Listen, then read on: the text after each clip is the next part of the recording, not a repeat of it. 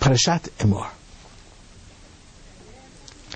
Vayomer Hashem el Moshe, God said to Moses, and so this portion begins, Emor el HaKohanim b'nei Aaron. Say to the priest Kohen, the children of Aaron. Ve'omarta alehem, and you shall say to them. A very strange kind of double phrase, which is going to appear later on in the same portion, biblical portion, before the festivals. And now this appears before the sacrificial rites and the special laws of the kahuna, of the priest Kohanim. And why the double language? Rashi quotes Talmudic discussion in the tractate Yevamot. What does it mean? Speak to the priests and say to them, Lahazhir gedolim al haktanim. Warn and instruct the parent priests about the children, about the younger generation of priests. What does this mean? Why this special kind of double command in which, when God is actually commanding the priests about the laws and rituals of priesthood, dealing with the temple, dealing with the sacrificial rites, dealing with the festivals, why this emphasis on the priests and the priestly children? And this question has special meaning to me. First of all, because I'm a Kohen,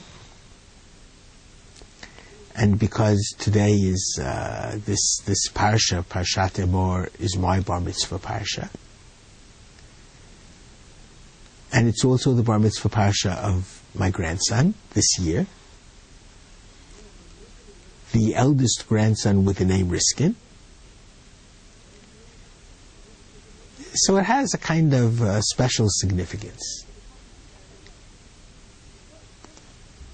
And obviously I've been studying with my grandson very intensively, preparing for the bar mitzvah. Not the singing of the parsha, because I could not do that in my own bar mitzvah. I'm tone deaf, as many of you know. But we learned a tractate, Besechet Gerim, and all the laws having to do with converts and proselytes. It interested him, and it very much interests me. And the Kohen is a teacher, and I believe a teacher to the entire world. And he decided to learn the laws of ritual slaughtering, shchita, and he's actually going to slaughter the chickens for his bar mitzvah meal.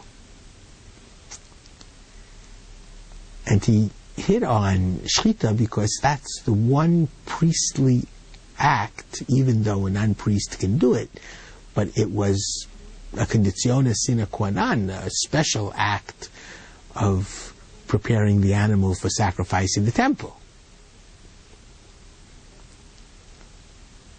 So he wanted to learn how to do that act in preparation for the Holy Temple, which hopefully will be rebuilt in our time.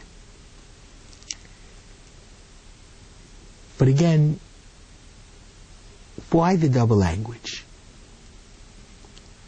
Why do we specifically instruct the Kohanim to be careful in educating their children? And very briefly, I would merely say that there are two functionaries within Israel. Certainly two functionaries in biblical times. The prophet and the priest. The Navi and the Kohen.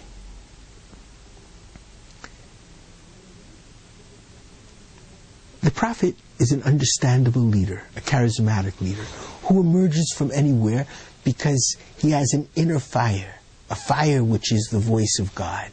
And he feels that he has to express that inner fire, and he speaks. And people truly run to listen to him, even when he chastises them. He comes from no special ancestry, and he wears no special garb. The priest is different. I'm a Kohen because my father was a Kohen, and his father before him was a Kohen. And that's why my grandson is a Kohen. So it has everything to do with pedigree. And there are special priestly garments. Actually, Machon HaMikdash makes those garments, and they presented me with priestly garments 2 or 3 years ago for the Hakel ceremony. And I put away those priestly vestments, and they're probably the most important possessions I own.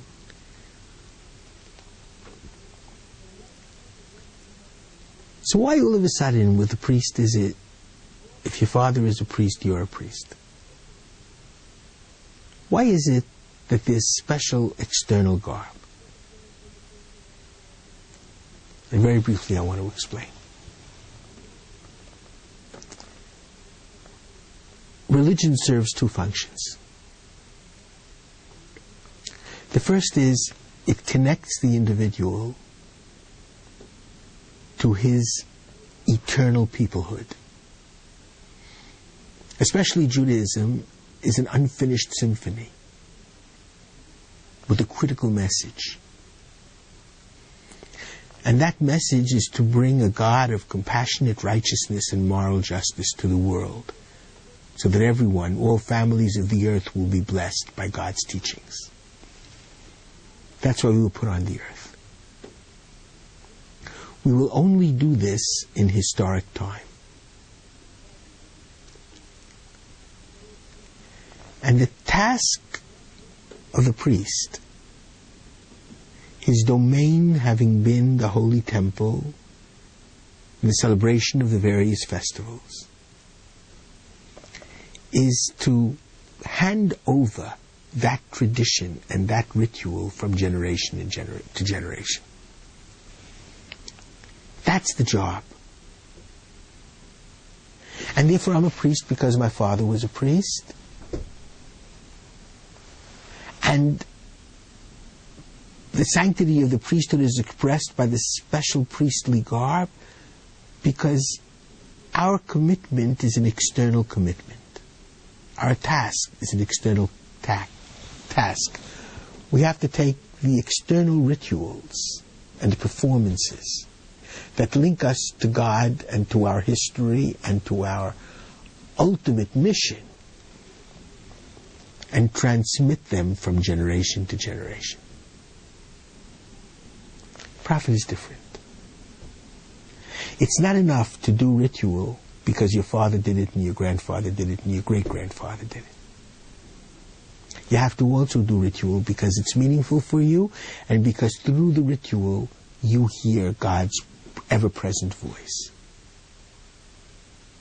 The prophet adds to the priest's continuity of the ritual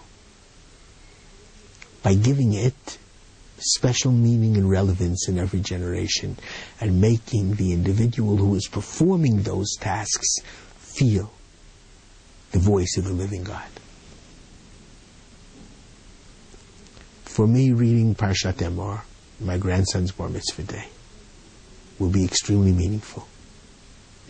To an extent, handing the baton from generation to generation and feeling in a very profound way that there's another link in the great chain of Jewish being and even Jewish priestly being. And therefore the words are very significant, especially with the priests, with the Kohanim. You must certainly instruct the parent generation about the children generation, because they especially are charged with transmitting the rituals from parent to child to child to child. Shabbat Shalom.